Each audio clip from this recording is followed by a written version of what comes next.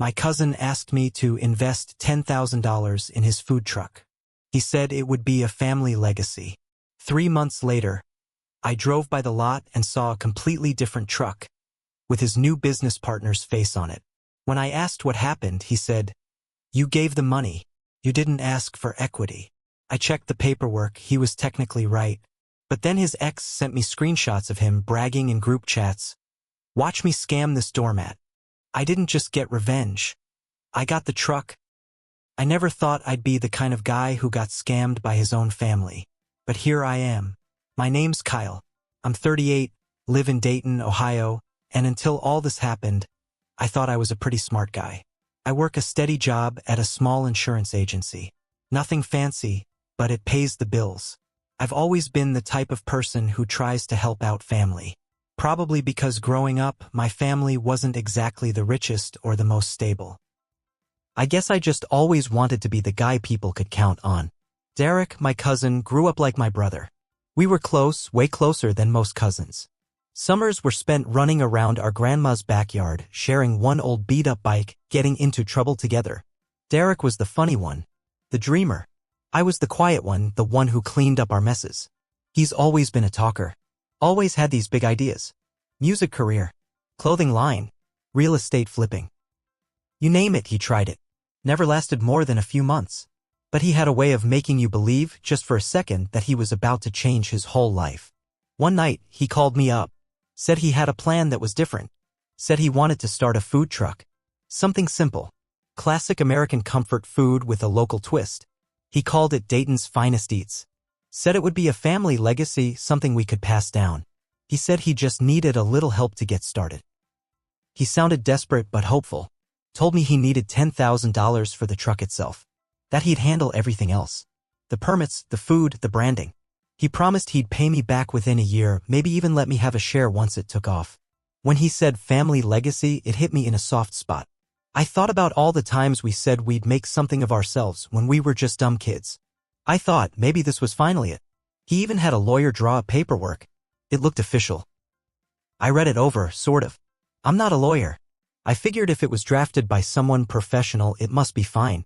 It said the $10,000 was a contribution towards startup costs and that he was solely responsible for managing the business. Nothing about ownership. Nothing about profits. I didn't even notice those missing parts. I wired him the money the next day. Within weeks, he had the truck. It looked awesome. White with bold blue lettering. Dayton's Finest Eats printed across the side. A little burger logo. He posted pictures on Facebook, standing proud next to it, beaming. I shared the post. Told my coworkers. Told my mom. I was proud of him. I figured he was finally turning a corner. 3 months later, driving home from work, I decided to swing by the lot he rented on East 3rd Street. I hadn't been by yet. Figured I'd grab a burger, support the family business. When I pulled in, my heart stopped. The truck was there, but it wasn't Dayton's Finest Eats. It was black and red now. Huge graffiti-style letters that said, Urban Crave. A picture of some guy's face. Some skinny, bearded guy I'd never seen in my life was painted right on the side of it. I sat there in my car for a good 2 minutes just staring, thinking maybe I was seeing things wrong. But no, there was Derek, laughing it up with the bearded guy and a couple of young women in uniforms. They looked busy, running around, setting up tables. I got out of my car, heart pounding in my ears, walked straight up to Derek. He saw me coming. His smile flickered for just a second before he plastered it back on.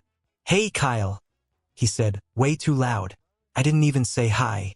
"What the hell happened to Dayton's Finest?" I asked. He shrugged, like it was no big deal. "Plans changed, man. You know how it is." I stared at him, not even sure what to say. "You gave the money," he said. "You didn't ask for equity." Just like that. No apology. No shame. Just a cocky smirk. I don't even remember driving home. I just remember sitting at my kitchen table later, pulling out the contract he had me sign, reading it line by line with shaking hands. And he was right. Technically, legally, he was right. He took my $10,000, used it to buy a truck, rebranded it, partnered with some random dude, and left me with nothing. I was humiliated. For a week, I did nothing. Went to work. Came home. Stared at the ceiling. Hated myself for being so stupid. Then, out of nowhere, Monica messaged me. Monica was Derek's ex and they didn't exactly part on good terms. She and I were friendly but not close. Her message said, "Hey, thought you should see this. I don't like what he did to you. Check the screenshots." I opened them. It was a group chat. Derek and his friends. Full of screenshots and messages from right after he got my money. "Watch me scam this doormat. Easy money, boys. Gonna flip that truck and double up. Kyle's too soft to do anything. Family loyalty LOL. Something inside me snapped. I wasn't gonna just let him laugh about it. I wasn't going to be his joke. No way. That night I barely slept. I started looking up lawyers. Found one, Mr. Shepard, who specialized in fraud and small business disputes. A bulldog of a man. I showed him everything, the contract, the screenshots, the messages. He smiled a cold little smile. "We can work with this," he said. Turns out while the contract didn't give me ownership, Derek had used the money in bad faith. He had presented it as startup capital for Dayton's finest eats, not urban crave. Totally different business, totally different partners. That's called a constructive trust violation, he explained. It meant Derek had misused funds he got under false pretenses. I had a case. A good one. We filed immediately. Sent Derek a demand letter to either hand over the truck or face a lawsuit for fraud and misappropriation of funds. When he got the letter, he called me. First time he bothered to reach out since the truck was rebranded. I let it go to voicemail. His message was full of fake hurt. "Come on, man, it's family. Let's just meet up and talk this out. No need to bring in lawyers." I didn't respond. Then I heard from a buddy that Derek was trying to move the truck out of state. Probably to try and hide it. Didn't matter. My lawyer had already filed paperwork with the county to freeze the title and registration. The sheriff served him papers right there on the lot in front of customers and his new partner. Apparently, Derek lost it. Started screaming about betrayal and loyalty and how I was ruining his dream. Funny how fast loyalty matters when it's him on the losing side. After Derek got served, things went from bad to worse real fast. He started blowing up my phone. Calling, texting, leaving voicemails at all hours. At first it was fake nice. "Come on, Kyle, we're family, we can work this out." Then it turned nasty. Messages like, "You think you're gonna win? You're wasting your time and money. Don't forget who was always there for you growing up. Hope you like being the reason grandma has a heart attack." That last one got to me. Made me sick to my stomach. Grandma was old and fragile. She didn't need to be dragged into this. I didn't respond to anything. Then, one morning, I woke up to find someone had egged my car.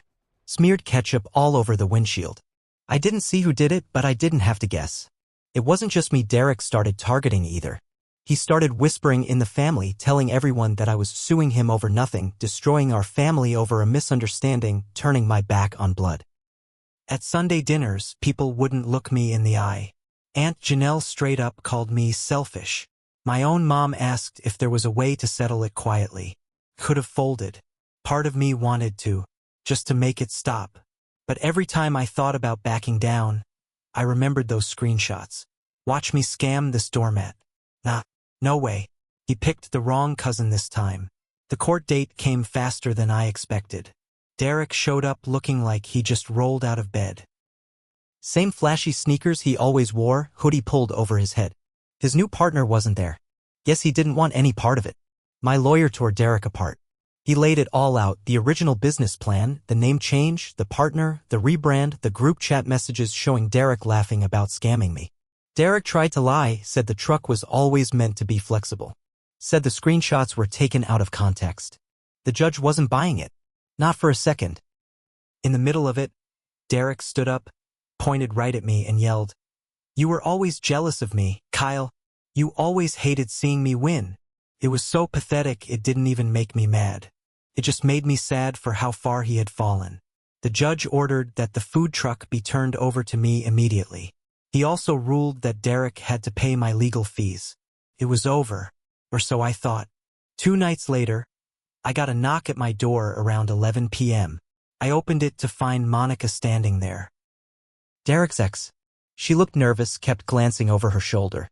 "You need to see this," she said, handing me her phone. It was a video. In it, Derek was standing by the food truck in the middle of a parking lot. He had a sledgehammer in his hands. Laughing, drunk, or high, or both. Smashing the side mirrors. Denting the hood. Slashing the tires. Spray painting curse words all over the side. He looked straight into the camera at one point and yelled, "Hope you enjoy your little prize, you piece of SHT." Monica said she didn't know what to do. She didn't want to be involved but couldn't let it slide.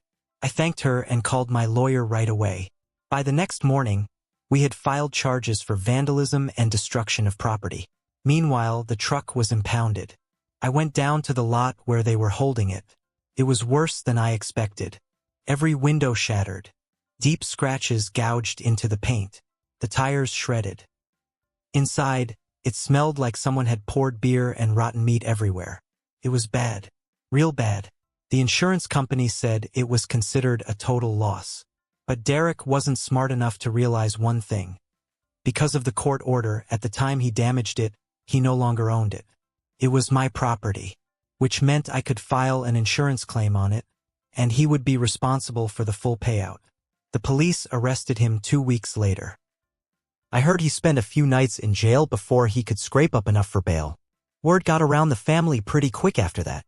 Suddenly, the people who called me selfish didn't have so much to say anymore.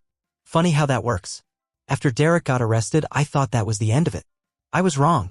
A few weeks later, I got a certified letter at my apartment.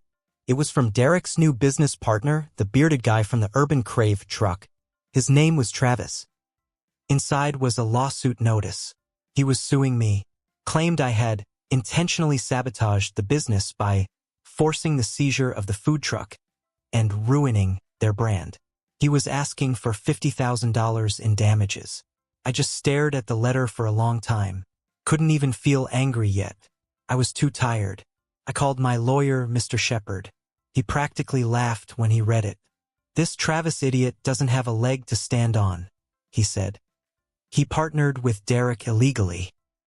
The truck wasn't even Derek's to sell or brand anymore after the fraud. Let him waste his money.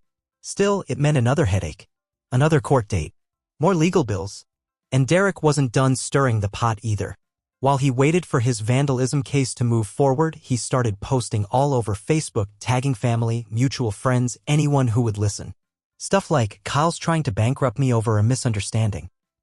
Some people would rather see family in jail than help a brother out. Fake family is worse than enemies.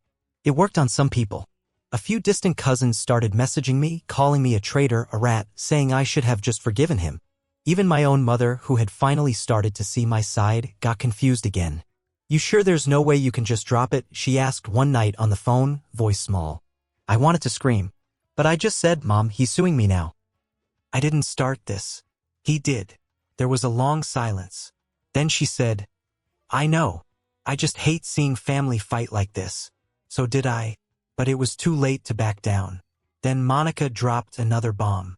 She showed up at my work one afternoon, sweating, looking scared. "He's trying to sell the truck under the table," she said. I blinked at her. "What? How?" She pulled out her phone, showed me texts Derek had sent to a guy she knew. Derek was offering to make the truck disappear for $5,000 cash, no title, no questions asked. Problem was, he didn't have the truck anymore. It was locked up at the impound lot under my name. But Derek didn't know that Travis had access to a spare set of keys, and Travis was dumb enough to think he could still move it. Monica heard them planning to break into the impound lot at night. I called the police, told them everything. They set up a sting operation. The night Derek and Travis tried to break into the lot, there were undercover officers waiting for them. They caught them red-handed trying to cut the padlock on the gate. Both of them arrested on the spot, charged with attempted grand theft auto, breaking and entering, and conspiracy to commit a felony. Now Derek wasn't just facing vandalism charges. He was looking at real time. Travis too. After that, the family started waking up. The whispers stopped. People who had ignored me started reaching out with awkward, half-hearted apologies. "Didn't know it was that bad," they said. "Thought it was just a family thing. Sorry for doubting you." I didn't say much back. Some things you can't unsay. Some breaks don't get fixed. Meanwhile, my lawyer crushed Travis's lawsuit. The judge tossed it out before it even went to full trial. Ruled it was frivolous and without merit. Travis was ordered to pay my court costs. He didn't have the money, obviously. Derek had dragged him down with him. I heard Travis moved out of Dayton not long after, probably to try to escape the mess. Good riddance. But the truck still sat there, damaged, rotting, a constant reminder of everything that happened. I could have let it sit, could have just claimed the insurance payout and washed my hands of it. But that's not how I wanted this to end. I had a different plan, something that would really send the final message. The insurance company offered me a payout for the totaled food truck, about $26,000 after they factored in damages and depreciation. I almost took it. Almost. But then I thought about Derek. I thought about all the years I covered for him as kids. All the times I believed him when he said he'd change. All the late-night voicemails calling me selfish. All the graffiti, the smashed windows, the trash he dumped all over our family name. I wasn't going to just walk away. Not yet. Instead of cashing the insurance check, I used it to fully restore the truck. New paint, new equipment, top to bottom, everything cleaned and fixed. Took months. Cost every penny of the insurance money, and then some. I poured in extra from my savings. I didn't even really have it to spare. Had to skip a vacation I had been planning for years. But it felt right. Felt necessary. Because when the truck was finally ready, gleaming, brand new, better than ever, I put it back on the same exact lot where Derek had first parked it. Same corner. Same spot. But I wasn't serving burgers. I wasn't serving sandwiches. I renamed it. Big letters across the side, second chances, real food, real work. I hired ex-cons. People who'd screwed up their lives worse than Derek ever had. People trying to do better. I paid them fair. I treated them fair. And I made damn sure the whole city of Dayton heard the story. Local news did a feature on us. Headline read, "Cousin turns betrayal into hope for others." They printed Derek's name. And mine. There was no hiding anymore. Derek tried to show up once. One Saturday morning when the lot was busy, customers lining up. He looked rough, thinner, older, dirty hoodie pulled tight around his face. He walked right up to the truck window where I was working the register. Our eyes met. For a second, I thought he might cry. Then he sneered. "You think you won?" he said under his breath. I stared at him. "No," I said. "I did better." And I turned my back on him. Didn't call security. Didn't make a scene. Just let him stand there while the line moved past him. Ignored. Forgotten. Just another sad, angry man who thought scamming people made him smart. As for me, I wasn't completely clean in all this either. Spending months obsessing over revenge had eaten away at my own life too. I lost a few friends who didn't want to hear about the truck drama anymore. I missed chances to move up at work because I was too distracted. I spent too many nights angry, bitter, tired. Revenge felt good, but it didn't fix everything. Nothing ever does. Still, standing there under the hot sun, hearing the sizzle of burgers on the grill, watching people laugh and talk, handing a paycheck to a guy who never thought he'd get another shot at life, it felt like something real. Something better than just getting even. Something bigger than Derek ever dreamed. And that was worth it.